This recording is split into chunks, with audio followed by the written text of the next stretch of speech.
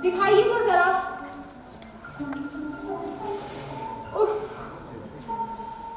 आपके घाव और पैर की इस कदर फटी हुई बेवाइयां। रुकिए, मैं अभी आती हूँ।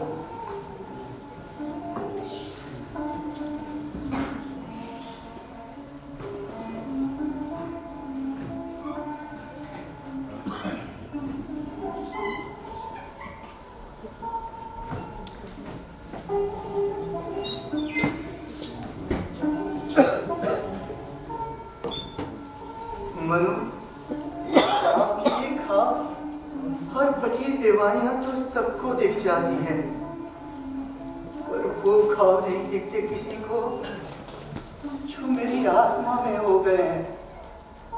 कौन सी चप्पलें बचा सकती हैं मेरी आत्मा को इन घावों से? किसने बिछा दिए हैं कि कांटे कंकड़ पत्थर मेरी आत्मा की राह में? ये तो मुझे शुरू से ही मालूम था, जब से इस रास्ते पर कदम बढ़ाए तभी से, कि ये राह आसान नहीं है। लेकिन तब ये कील कांटे चुभते नहीं थे, सहलाते थे मेरी आत्मा को जैसे फूल की तरह। क्या इसलिए कि वे मेरी आत्मा के इम्तिहान थे और मैं उसमें कामयाब होता चला गया? प्रेम और अहिंसा के इम्तिहान में।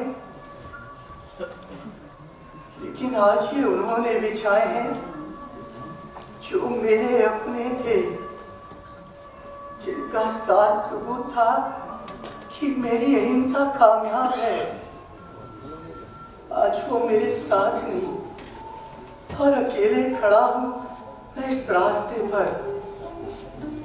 और ये घाव, मेरी आत्मा के ये घाव अंग्रेजों के दिए नहीं हैं।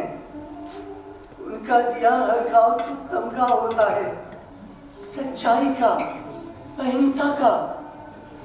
मेरी आत्मा और उजली हो जाती है और निखर आती है। ये जो खून बहता है इन घावों से मेरी आत्मा को और पवित्र करता जाता है। पर ये मेरे अपने लोग, मेरे साथी जो मुझे बापू कहकर बुलाते हैं, ये कील कांटे तो इन्होंने बिछाए हैं, ये घाव तो इनका दिया हुआ है। और विडंबना ये है कि उन्हें ये दिखते ही नहीं। और ये खून जो मेरी आत्मा के इस घाव से बह रहा है, नहीं, शायद मैं गलत कह रहा हूं। शायद मुझे झूठा घमंड हो गया है अपनी अहिंसा की कामयाबी का। कोई गंभीर पाप रह गया होगा मेरी आत्मा में, उसी से बह रहा होगा ये खून।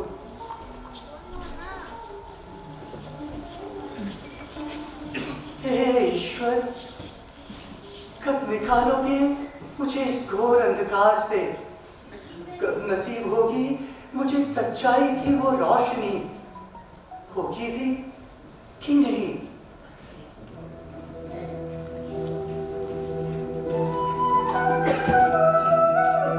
रघुपति राघव राजा राम, पतित पावन सीताराम।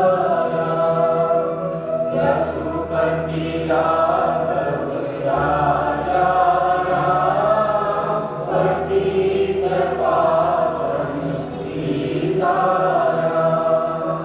सीताराम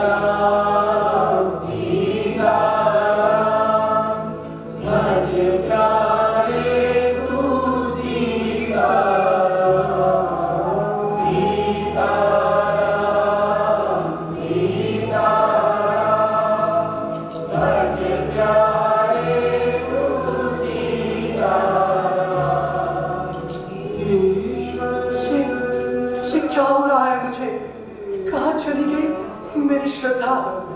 क्यों शंका होने लगी है मुझे अपने आप पर? ईश्वर उद्धारक है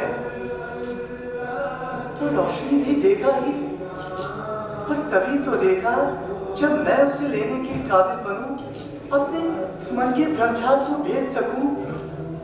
तभी तो देख सकूंगा उस रोशनी को जो इस अंधकार के बाहर प्रतीक्षा कर रही है मेरा।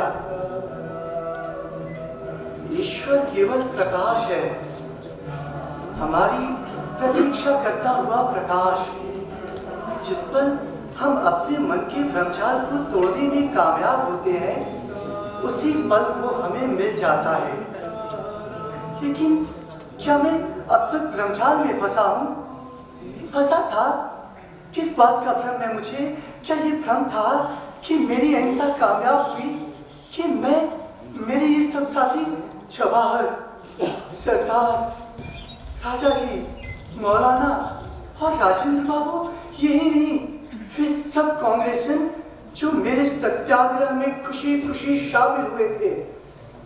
सहयोग आंदोलन और नमक आंदोलन के दिनों में जिन्होंने बिना किसी भय के, बिना किसी प्रतिकार के लाठियों और गोलियों के वार सहे थे, जो निहत्थे सर पर लाठियों का वार सहते हाथों से सर को बचाते तक नहीं।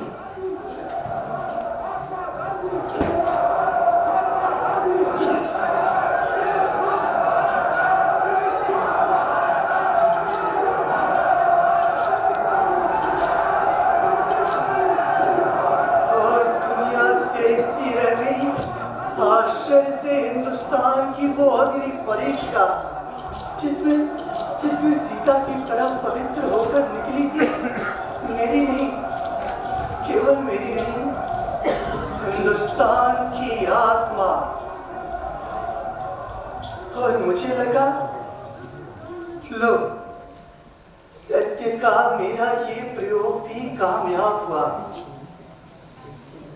मेरा सबसे बड़ा भ्रम यही था शायद, वो एक फौरी कामयाबी थी।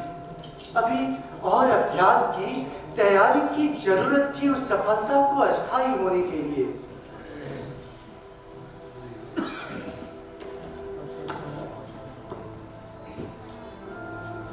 दरअसल हम गुलाम होते हैं हिंसा की ताकत को मान लेने पर, वो चाहे अपनी हिंसा हो या दूसरों की।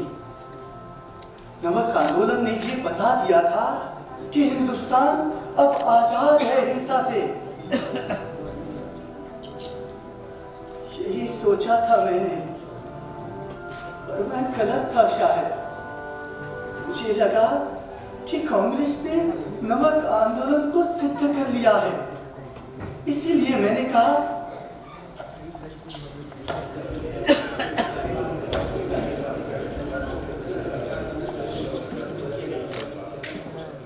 अब सत्य और अहिंसा को कांग्रेस स्वीकार कर सकती है, अपने विधान में शामिल कर सकती है उन्हें।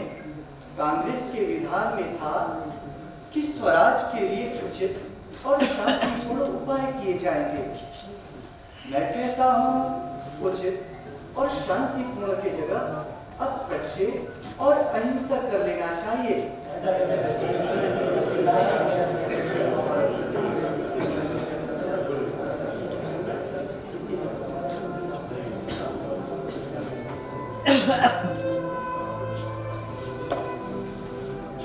पर उन्होंने नहीं माना। मैं सोच भी नहीं सकता था कि कांग्रेस मेरे सुझाव को भी अस्वीकार कर देगी।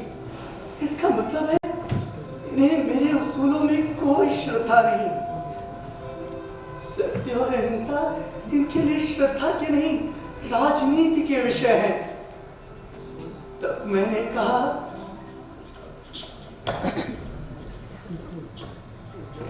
अब मुझे कांग्रेस का मेंबर नहीं रहना चाहिए। स्वराज के लिए हम साथ थे, साथ हैं।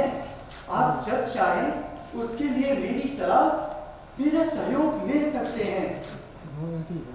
पर मैं उस संगठन का सदस्य नहीं हो सकता जो सत्य और अहिंसा को स्वीकार नहीं करता हो।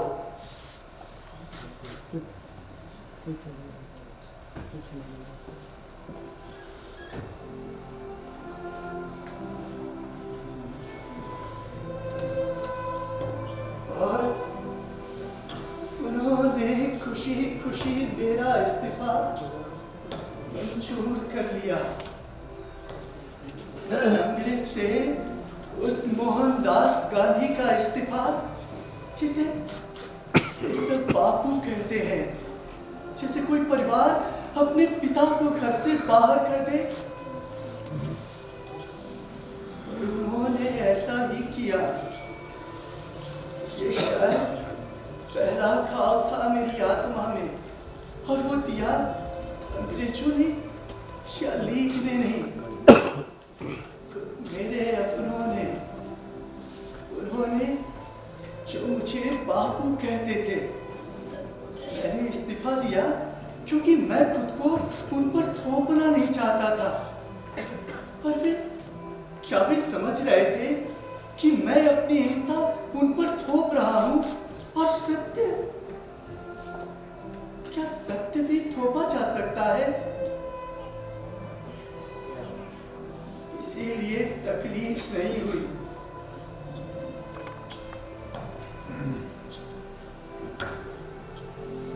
मैं स्थिर प्रज्ञ होना चाहता था, जिसका उपदेश गीता करती है।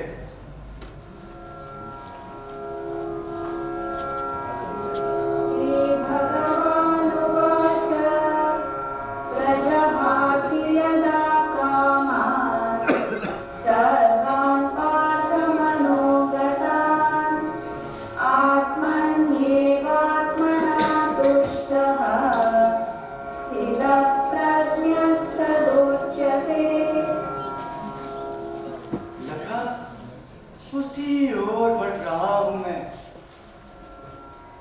पर क्या सत्य और अहिंसा अलग है? मैं तो कोई भेद नहीं समझता उनमें। एक ही सिक्के के दो पहलू हैं वे। फिर वो सत्य को क्यों नहीं मान रहे थे? जब तक मैं ये पूरी तरह समझा, तब तक शायद बहुत देर हो चुकी थी। उनके लिए राजनीति सत्य पर नहीं टिकी हो सकती थी। यही कारण था कि वो बहुत सी बातें छुपाने लगे थे। मुझसे ही नहीं, आपस में एक दूसरे से भी, बल्कि शायद खुद से भी। पर आदमी दूसरों से कुछ जब छुपाता है तो वो ये नहीं समझता कि वो अपने झूठा होने को खुद से भी छुपा रहा है। इसीलिए मैं कहता हूँ, राजनीति में, बल्कि सार्वजनिक जीवन में भी कुछ भी गोपनीय नहीं होना चाहिए। और सार्वजनिक क्यों, निजी जिंदगी में भी छुपाना डरना है। डरता वही है जो झूठा है।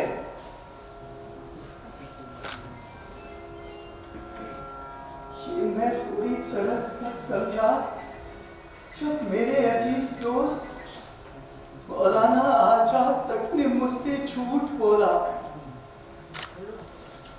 सत्य की अपनी साधना में मैं वर्षों से जिस पर भरोसा करता रहा,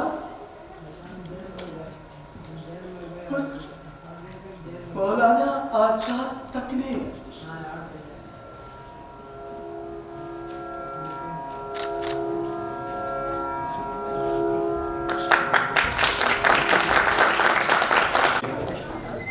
अब जब ब्रिटिश सरकार भारतीयों को सत्ता सौंपने के लिए तैयार हो गई है, तो हमें जिन्ना के पाकिस्तान मान के पहले अपना प्रस्ताव ब्रिटिश कैबिनेट मिशन में पेश कर देना चाहिए। जिन्ना अपना प्रस्ताव 16 मई को पेश करेंगे, उससे पहले ही हम अपना प्रस्ताव पेश कर देंगे। इस प्रस्ताव के लिए जो मसौदा तैयार हुआ है उसके मुद्दे कुछ इस प्रकार से हैं। केंद्र में एक सीमित केंद्र सरकार होगी और प्रांतों के लिए स्वायत्तता के साथ संघीय प्रणाली की वकालत की गई है।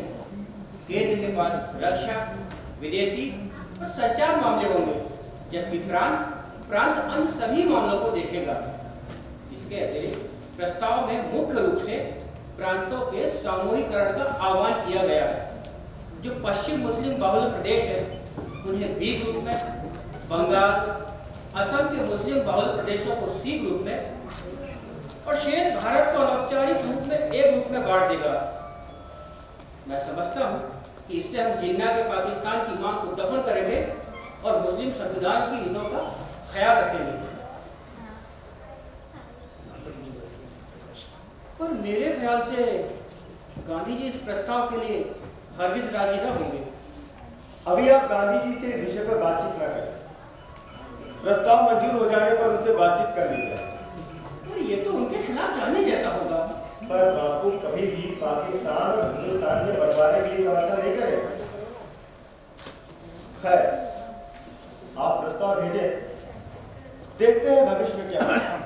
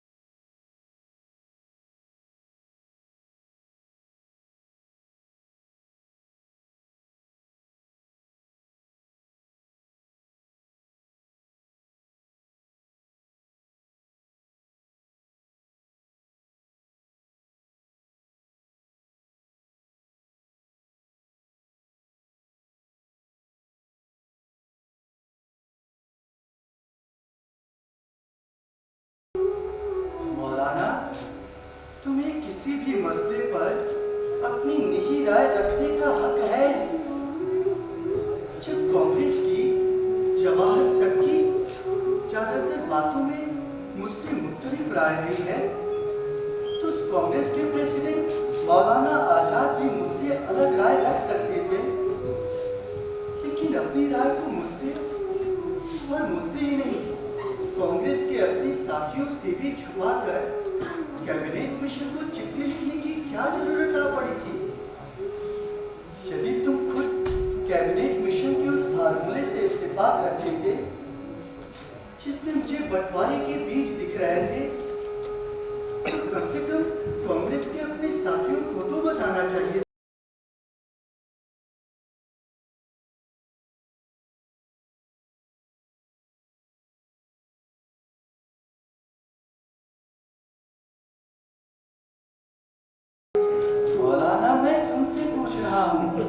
क्या तुमने ऐसी कोई चिट्ठी कैबिनेट मिशन की सर्कल्स को लिखी है?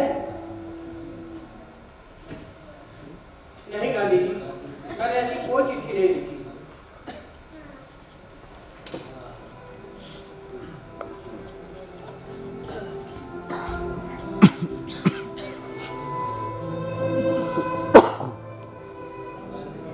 ये चिट्ठी मेरे सामने रखी है मौलाना। मैं सोच भी नहीं सकता था कि मेरा इतना पुराना साथी मुझसे इतना बड़ा झूठ बोलेगा। सुन रहे हो जवाहर तुम? क्या मौलाना को ऐसी कोई चिट्ठी लिखनी चाहिए थी और लिखी भी, तो क्या उन्हें मुझसे झूठ बोलना चाहिए था? बापू, मेरे कुछ लोग राष्ट्रीय महत्व के मामलों में गड़बड़ी पैदा कर रहे हैं।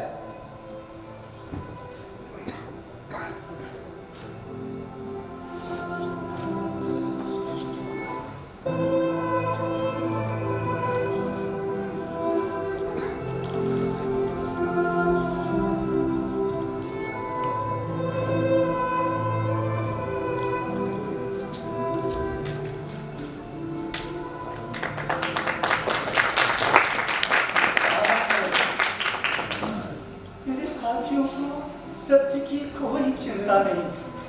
ये सब लोग देशभक्त हैं, बहादुर हैं, आजादी के लिए सबने लाठियां, गोलियां और जेलों की तकलीफें सही हैं, लेकिन सत्य के लिए इनमें तड़प क्यों नहीं है? क्या ये मेरी असफलता है? सत्य के बिना क्या कोई आजाद हो सकता है? लेकिन मैं भी तो सत्य के लिए इनके जज्बे को उभार नहीं सका।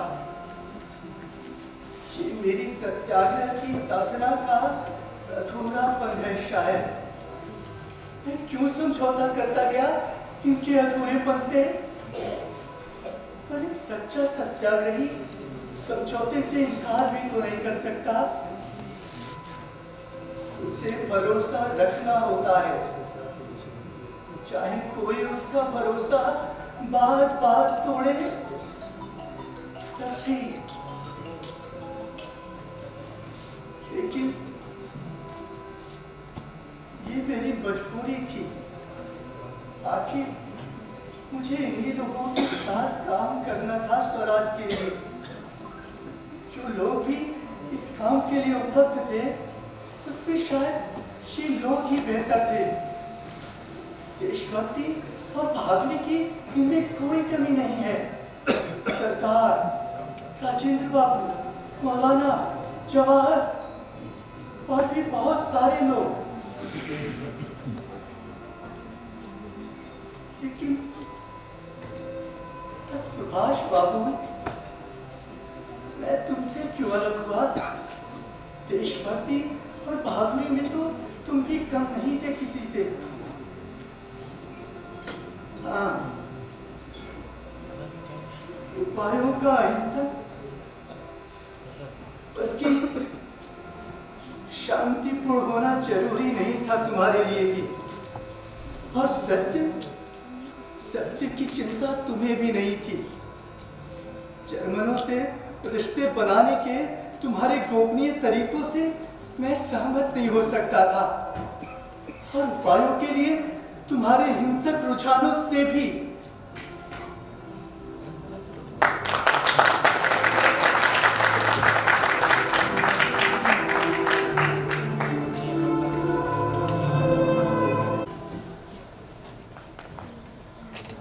बापू, इस समय जबकि सारा संसार युद्ध से घिरा हुआ है, हमें भी अपनी सेना तैयार करनी चाहिए। हमें भी शस्त्र उठाने चाहिए। सत्य और अहिंसा के सहारे हम भारत की आजादी के सपने को पूरा नहीं कर सकते। सुभाष, तुम मुझे अत्यंत प्रिय हो, पर तुम्हारे मुंह से शस्त्र और सेना की बातें सुनकर मुझे कष्ट हुआ। मेरा मार्ग तुम्हारे मार्ग से अलग है सुभाष। पर बापू, हमें समय के साथ चलना चाहिए। अगर तुम्हारा यही निर्णय है, तो फिर हमारे तुम्हारे रास्ते अलग हैं। क्योंकि जो एक सच्चा सत्याग्रही होता है, वो समय के साथ अपना निर्णय नहीं बदलता। खैर, तुम भी अपने जीवन के निर्णय लेने के लिए स्वतंत्र हो।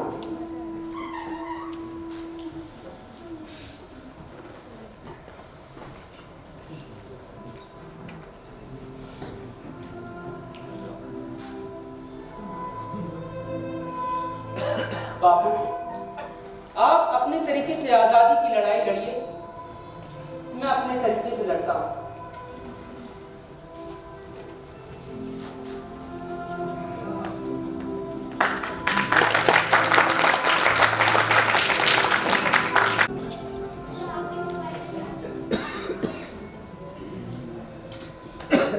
लेकिन सुभाष बाबू, आखिर तो अहिंसा की ओर मुड़े तुम।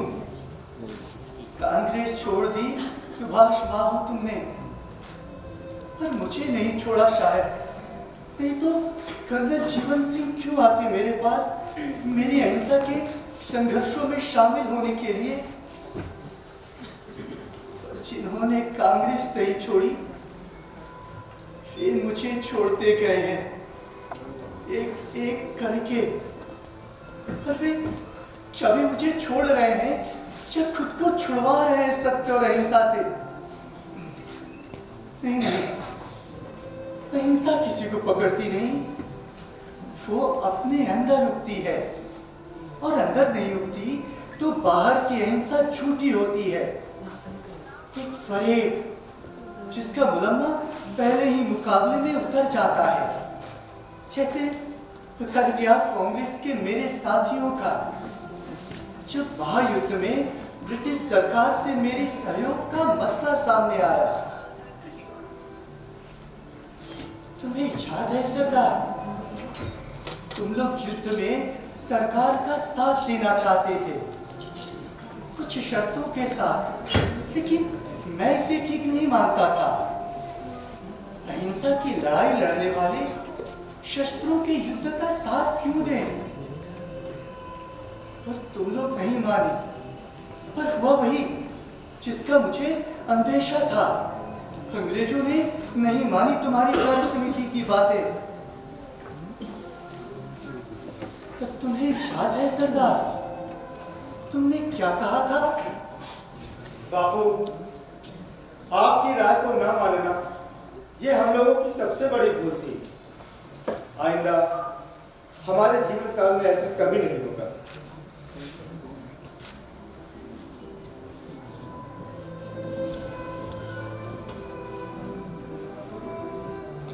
पर वो सच्चा पश्चाताप नहीं था, तभी तो वो वादा जल्द ही भुला दिया गया। लेकिन मैं नहीं भूला हूं।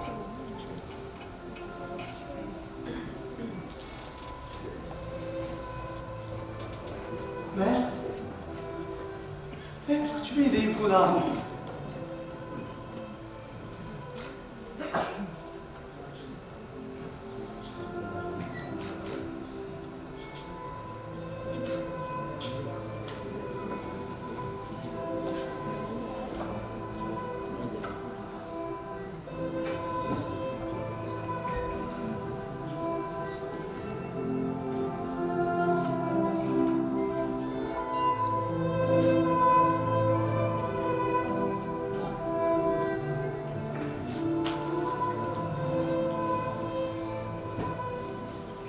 भारत छोड़ो आंदोलन के लिए भी तुम लोग कहाँ तैयार थे? मीराबेन के साथ मैंने अपना प्रस्ताव भिजवाया था इलाहाबाद कार्य समिति की बैठक में, पर तुम लोगों ने उसे भी अस्वीकार कर दिया।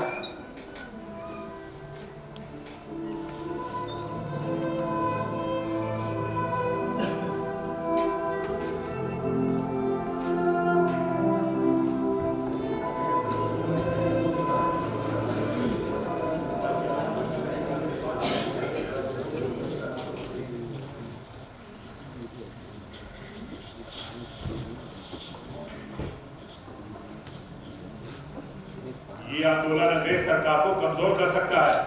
युद्ध काल में यह ठीक नहीं। मुझे लगता है कि हमें अंग्रेजों का साथ देना चाहिए। मुझे भी लगता है जनता इस आंदोलन के लिए तैयार नहीं है।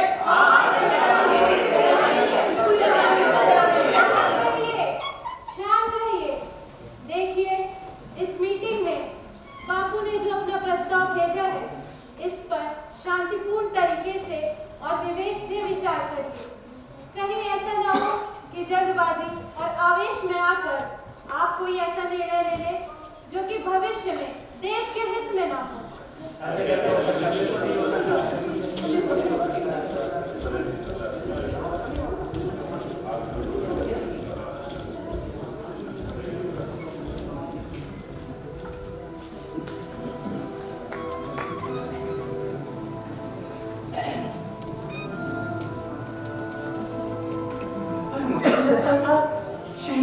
वक्त है आंदोलन का। युद्ध में न तो हमें अंग्रेजों का साथ देना चाहिए न जर्मनी जापान का। जापान का हम अपनी अहिंसा से मुकाबला कर सकते हैं। हमें अपनी रक्षा के लिए ब्रिटिश फौज की कोई जरूरत नहीं।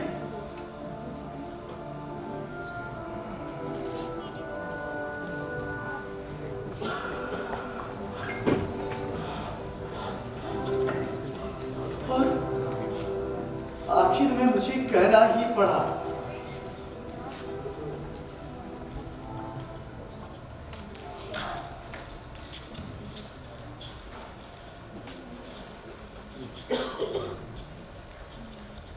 यदि तुम लोग आंदोलन नहीं चाहते तो मैं अपनी निजी हैसियत से जनता का आह्वान करूंगा, क्योंकि जनता आंदोलन चाहती है।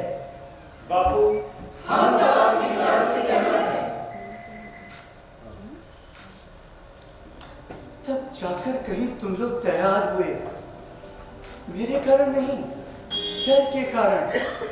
जनता पर से पकड़ खत्म हो जाती तुम लोगों की। यदि कांग्रेस इस आंदोलन में साथ नहीं होती। ये बिल्कुल साफ था, जनता में स्वराज के लिए कितनी तड़प थी इस आंदोलन ने बता दिया था।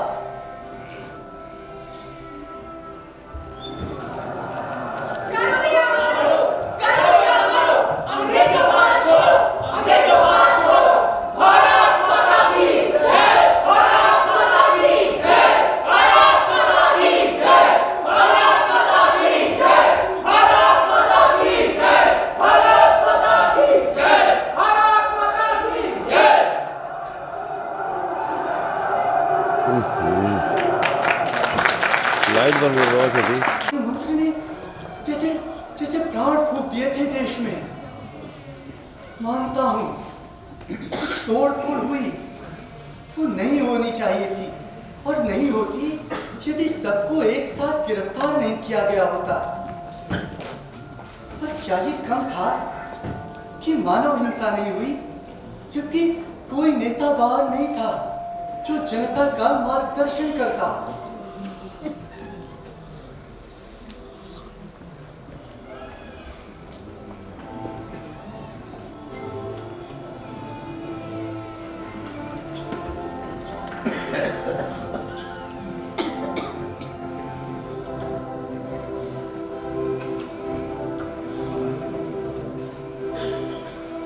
तुम लोग फिर भटक गए, खास तौर पर तुम दोनों। हाँ जवाहर, तुम भी, तुम दोनों ने अगर साथ दिया होता मेरा तो आज देखना नहीं पड़ता ये दिन। मैंने कहा था कैबिनेट मिशन की योजना हमें नहीं माननी चाहिए। मुझे उसमें बंटवारे के बीज दिख रहे हैं, और तुम लोग मेरे खिलाफ जाकर तुम लोगों ने मंजूर किया उसे। पर सवाल मेरा नहीं था, सवाल था देश को बचाने का। मुझे लगता था कि अंग्रेज लीग के चक्कर में है और कांग्रेस अंग्रेजों के चक्कर में आ रही है। ये एक प्रकार से लीग के चक्कर में ही आ जाना था, जो मैं समझ रहा था, पर तुम लोग नहीं समझ पा रहे थे।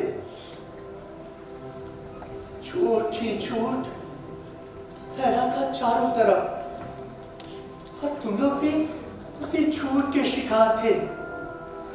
एक किस्म की आक्रामकता तुम लोगों में भी आ रही थी, अधीरता और आक्रामकता।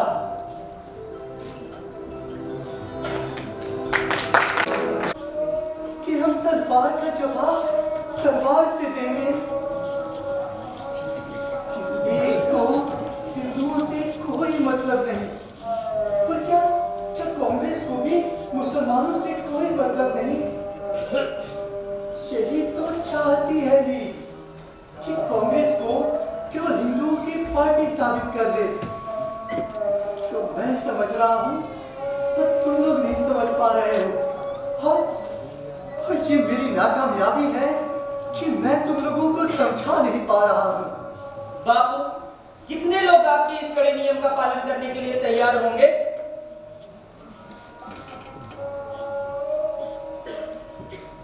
जवाहर, ये तो और भी बड़ा कारण है कि हमें इस रास्ते पर चलना चाहिए।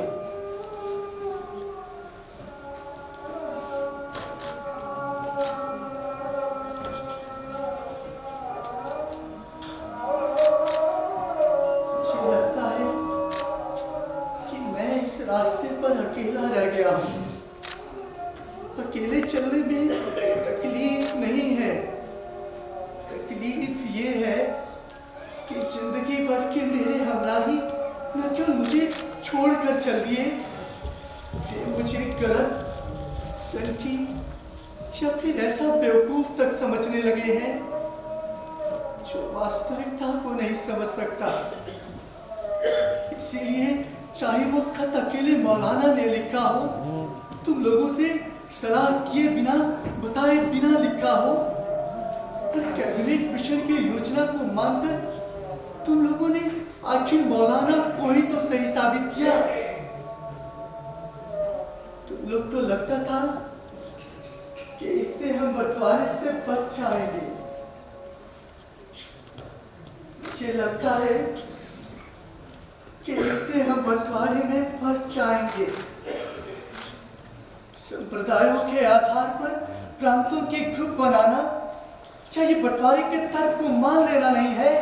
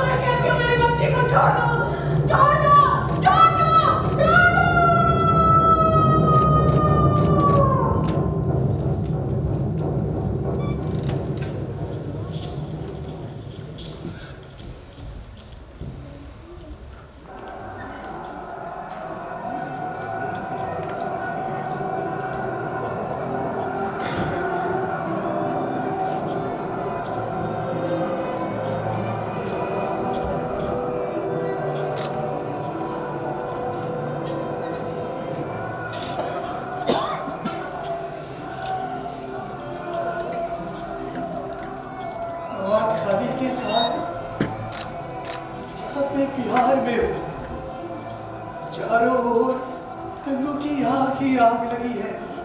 कहीं कहीं हिंदू मारे काटे जा रहे हैं, कहीं मुसलमान। मैं गाँव गाँव घूम रहा हूँ, हिंसा की इस आग को अपनी आत्मा के जल से बुझाता हुआ। तुम लोग अहिंसा की ताकत को मानते नहीं हो ना, पर बंगाल के इस हिंसक आग को अपनी यहाँ हिंसा के जल से ही ठंडी की है इस बूढ़े ने। और अब बिहार में भी देख रहे हो, पर इसका भी कोई असर नहीं तुम लोगों पर।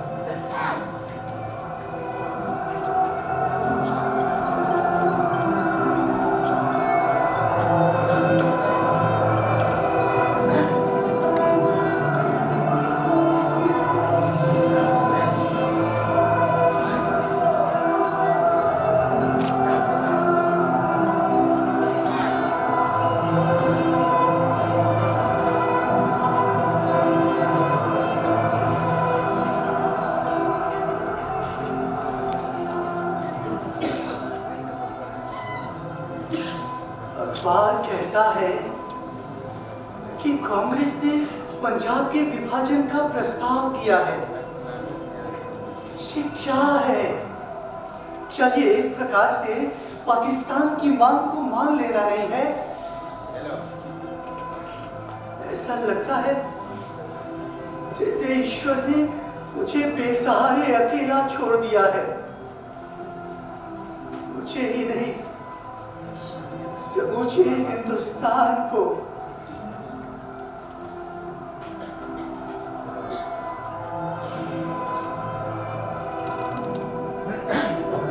क्या मैं इतना बेकार हो गया हूँ कि तुम लोगों ने मुझसे एक बार भी राय करना उचित नहीं समझा? शायद तुम लोग जानते थे कि मेरी राय क्या होगी और उसका जवाब तुम लोगों के पास नहीं था। जब मैंने पूछा, जवाहर सरकार, पंजाब की इस मांग का क्या औचित्य है? बाबू, हम आपको नहीं समझा सकते। शायद कहना तुम ये चाहते हो कि मैं समझ नहीं सकता। ठीक भी है, जो अहिंसा को समझता हो उसे इस फैसले में हिंसा ही नजर आएगी। ये प्रस्ताव कांग्रेस की ओर से बंटवारे की स्वीकृति है और मेरी मृत्यु।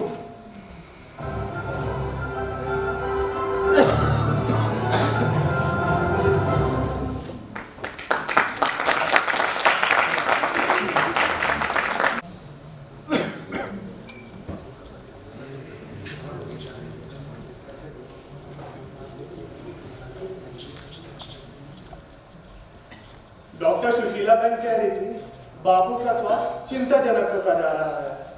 हाँ, अब हमें ही बापू से प्रार्थना करनी होगी कि वे अपना व्रत शीघ्र ही समाप्त कर दें। विभिन्न संप्रदाय के लोग कांग्रेस अध्यक्ष को सद्भावना संदेश भेज रहे हैं। इस मुद्दे पर जवाहर, पटेल, राजेंद्र बाबू और मौलाना भी चिंतित हैं और मीटिंग्स कर रहे हैं। उन्हें विश्वास है कि वे बापू को आमरण अनशन समाप्त करने के लिए जल्दी मना लेंगे। चलो चलो, प्रार्थना का समय होता जा रहा है। बापू वक्त के बहुत पावन है, शीघ्र चलो। हाँ चलो।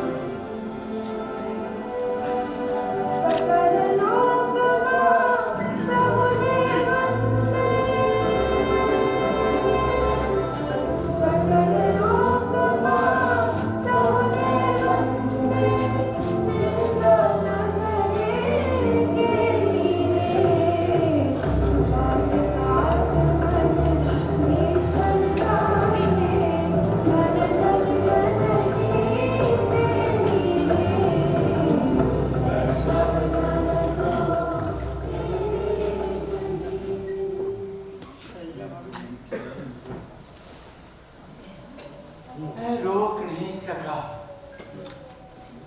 आखिर वही हुआ जिसका मुझे डर था। मैंने कहा था मेरी लाश पर होगा बंटवारा। मुझे भरोसा था कि जिन्ना मेरी माने या ना माने, पर ये लोग तो मेरे ही साथ होंगे। पर इन लोगों को भी अब माउंटबेटन की राय ज्यादा भाती है मेरी राय की बजाय। माउंटबेटन खुद बुरे आदमी नहीं है, पर उनकी असली जवाबदेही अपनी सरकार के प्रति है, हिंदुस्तान की जनता के प्रति नहीं। पर ये लोग, इन लोगों ने कैसे मान लिया विभाजन? दरअसल वो हमें आजादी दे नहीं रहे, हम उनसे आजादी ले रहे हैं। फिर हम ये चिंता क्यों करें कि वे क्या चाहते हैं? उनका काम इतना भर है कि वो हमारी पीठ से उतर जाए, बस। बंटवारा होना ही है तो हम मिलकर करें, उसमें अंग्रेज सरकार का हस्तक्षेप क्यों हो? वो जाए यहाँ से, हमें अपने हाल पर छोड़कर। होगी अराजकता तो होने दें। क्षणिक अराजकता से घबराकर हम सदा के लिए टुकड़े नहीं कर सकते देश के। फिर चाहे तो मुस्लिम लीग को सौंप दे सकता, हमारी अहिंसा लीग की हिंसा से निपट लेगी। लेकिन नहीं, किसी को रास नहीं आई मेरी ये बातें, जवाहर और सरदार तक को नहीं। या तो बापू हमें अपने तरीके से काम करने दो, नहीं तो हम हट जाते हैं। लोगों को लगता है कि मैं सठिया गया हूँ। हे ईश्वर, मुझे और अपमान से बचाए, ये सब ना देखना पड़े मुझे। आजादी की लड़ाई के वक्त हमें जितनी एकता थी, आज आपस में उतनी ही फूट है।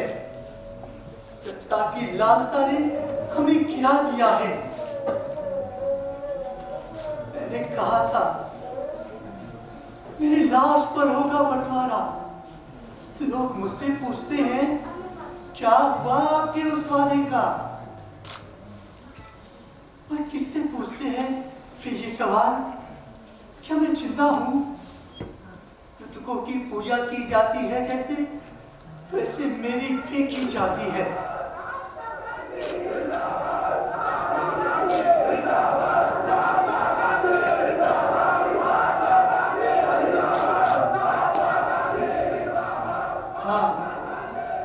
पूजा तो करते हैं वे, पर मेरी आवाज सुनाई नहीं देती उन्हें। चिंता होता तो क्या सुनते नहीं वे मेरी आवाज? पर कमाल की बात यह है कि जिन्हें खुद मेरी आवाज सुनाई नहीं देती, वे चाहते हैं कि दंगों की आग में जल रहा पूरा हिंदुस्तान उन्हें सुने। पहले नोआखाली, फिर बिहार, फिर कलकत्ता और अब दिल्ली, आगे पंजाब और पाकिस्तान भी।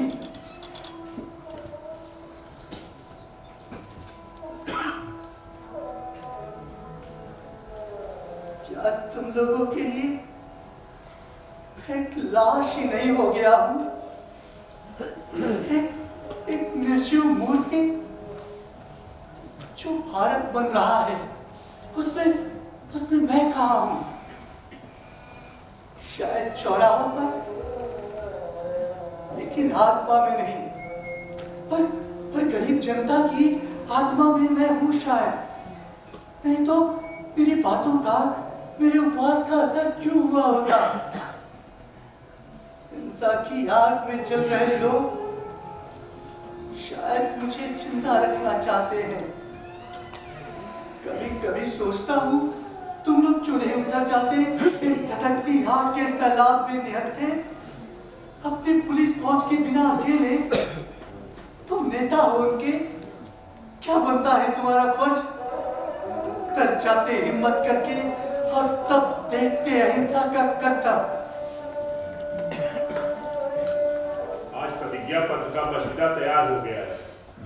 सभी हिंदू, मुसलमान, सिख, ईसाई और यहूदी प्रतिनिधियों के सहमति से स्मरण रहे, इसमें हिंदू महासभा और राष्ट्रीय सेवा संघ के प्रतिनिधि भी हैं।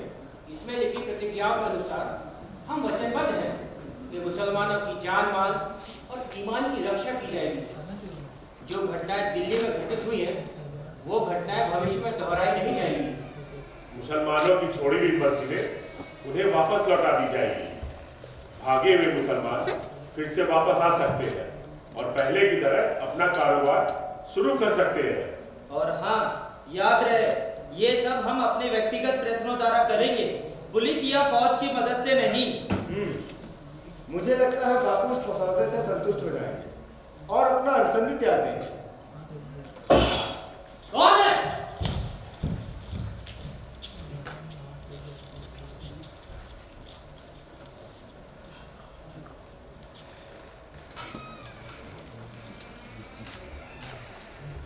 गांधी बुढ़ा सटिया गया है? किसने कहा? जिसे चौकी करना मेरे सामने आके कहे।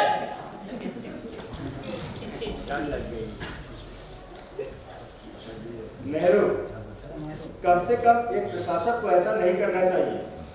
उसे इस तरह के अनावश्यक खतरों से बचना चाहिए। जो प्रशासक खुद खतरों में पड़ने से बचता हो, खुद दूसरों को क्या बचाएगा? पर अब यही तरीका हो गया है हमारे नेताओं का। पुलिस फौज को लिए बिना कहीं नहीं आते जाते वे।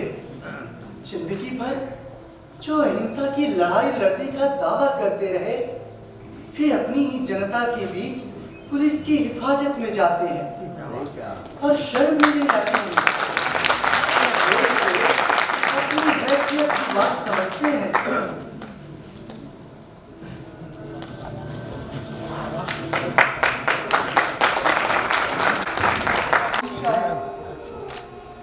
तुम जिस सभ्यता के पुजारी थे, उसमें सत्य बचा ही कहाँ रहता है। इसीलिए जहाँ दिखता है हिपोक्रेसी ही लिखता है तुम्हें। इसीलिए तुम नहीं जानते अहिंसा को। शांति तो चाहते हो तुम, पर अहिंसा नहीं।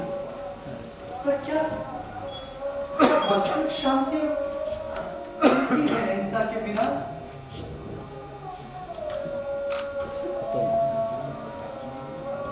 अपना उत्तराधिकारी घोषित किया है मैंने तुम्हें।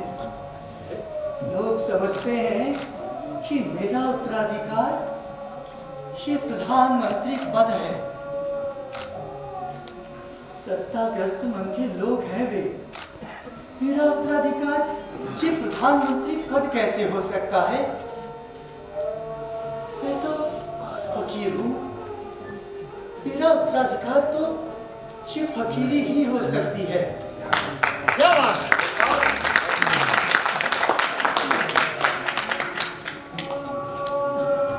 मैं चाहता था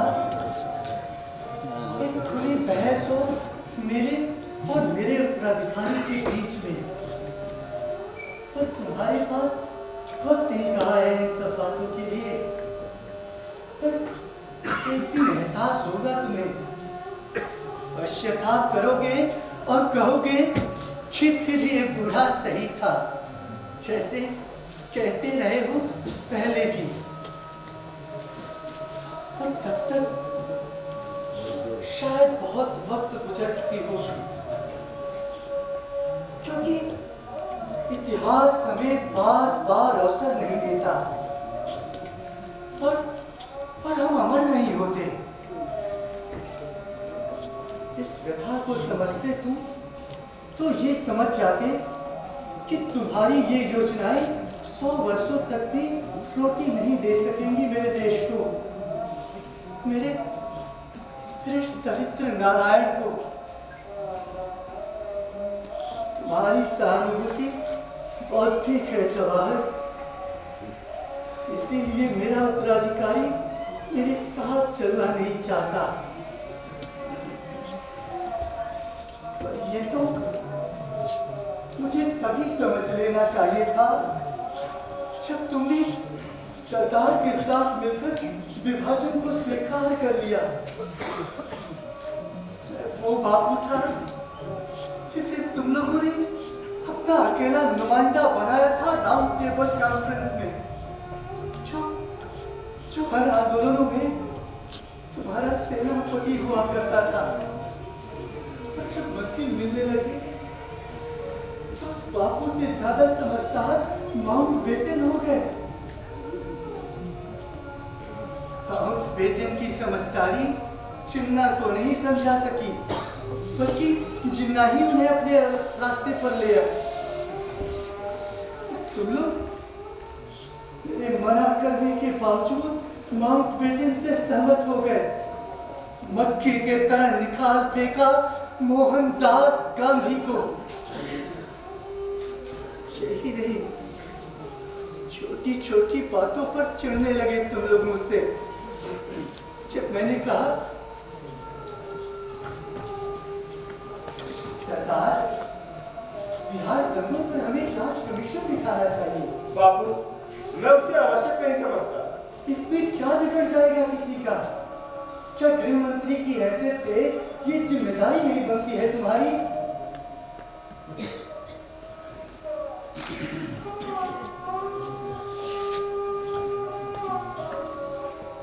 और भी बहुत सी बातें। मैं चाहता था कि जब सारे वरिष्ठ लोग सरकार में हैं, तो कांग्रेस संगठन का नेतृत्व दूसरी पीढ़ी के लोगों को सौंप दिया जाए। नाम भी प्रस्तावित किया था आचार्य नरेंद्र देव का, पर ये नाम भी तुम लोगों को रास नहीं आया। तब मैंने कहा, राजेंद्र बाबू, आप इस जिम्मेदारी को संभाल लें। ये प्रस्ताव मुझे पसंद नहीं बाबू। हाँ राजेंद्र बाबू, मंत्री पद जो छोड़ना पड़ जाएगा आपको। सत्ता के मोह पाश में आप भी फंस गए हैं। विभाजन के मसले पर भी तो ये आप लोगों के ही साथ थे। क्यों राजेंद्र बाबू, क्या तुम्हें भी लगता है कि मैं सठिया गया हूँ? नहीं बाबू, ऐसी कोई बात नहीं है।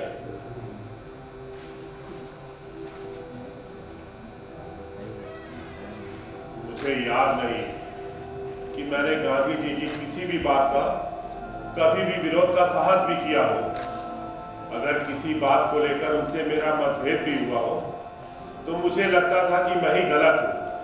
अब बापू की बात ठीक होनी चाहिए और मैं उसे पीछे कर देता था। आखिरकार नेहरू और पटेल के दबाव के कारण मुझे कांग्रेस का अध्यक्ष बनना ही पड़ा। इस तरह भी मैंने बापू की बात को ही रखा।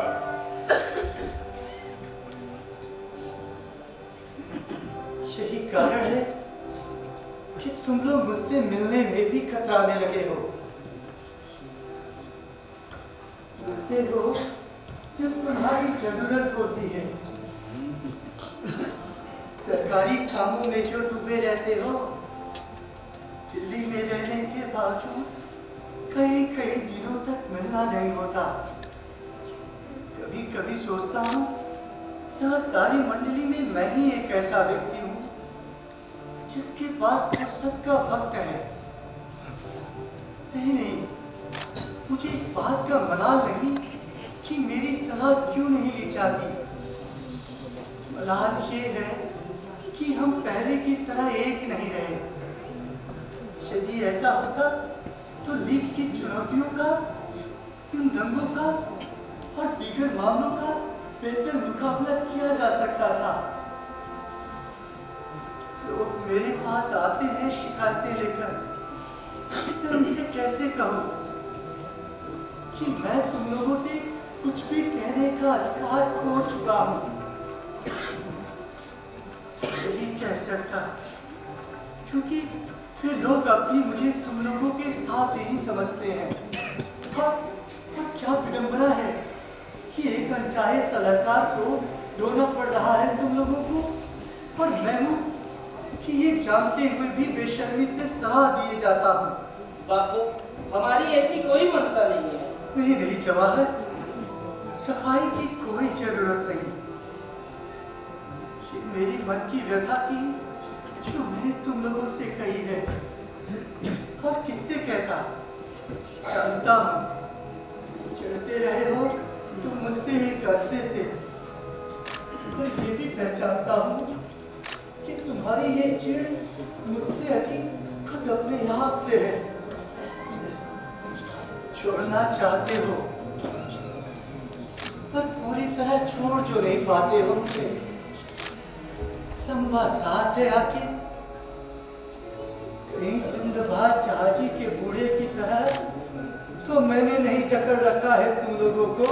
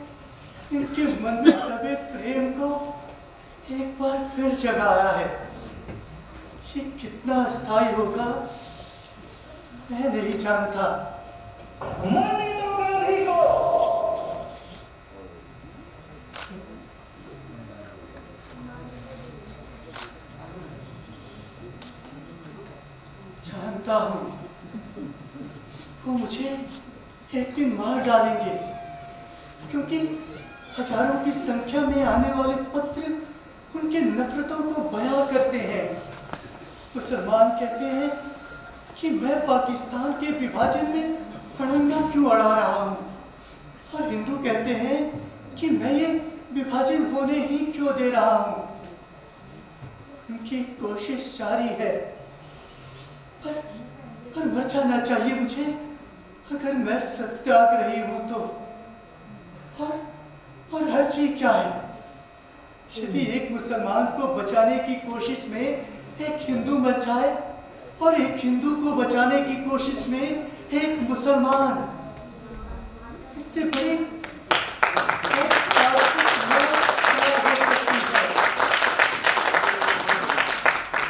अगर तुम लोगों ने अपनाया होता सत्याग्रह का ये रास्ता तो ये बंटवारा, ये रक्तपात होता ही नहीं।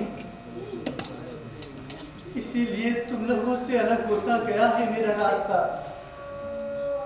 अब इस रास्ते पर चलते यदि कोई मुझे मार भी डाले तो इसे मेरी इच्छा मृत्यु ही मानी जाए। शांति मिलेगी मुझे इस मृत्यु से, ऐसी शांति जैसे जैसे ईश्वर की प्रार्थना से मिलती है। हिंदुस्तान की आत्मा के नाश का निसहाय साक्षी बनने की बजाय ये मृत्यु मेरे लिए परम मुक्ति होगी, प्रमाण होगी कि हिंसा अपनी सारी ताकत लगाकर भी अहिंसा को झुका नहीं सकी है। एक अकेले की अहिंसा को भी